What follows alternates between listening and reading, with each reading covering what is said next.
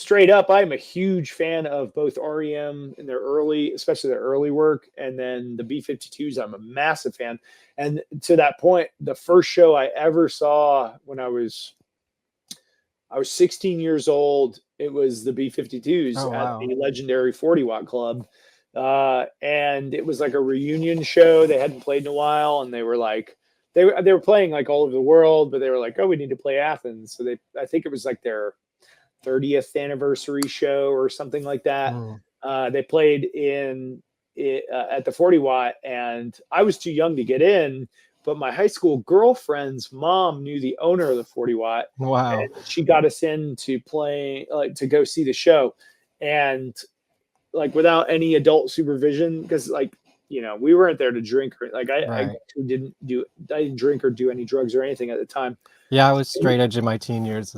Yeah, I just wanted to see the show though. Like, Yeah. so as we were big fans, like I was huge into goth, but equally big into like post punk and new wave. Yeah. And It all goes together. yeah, I mean it's all under the same umbrella anyway. But we went and saw them play the show. Oh, and this is a good story actually. So I mean, that was my first like real show that I had chosen to go to, that my parents weren't like, we're going to this concert. Yeah, yeah.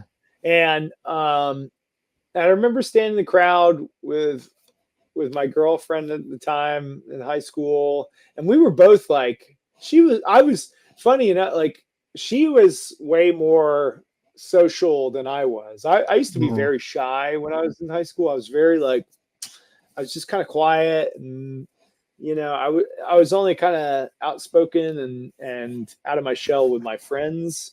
But I'm here, and it's like me and my high school girlfriend and like a whole bunch of adults.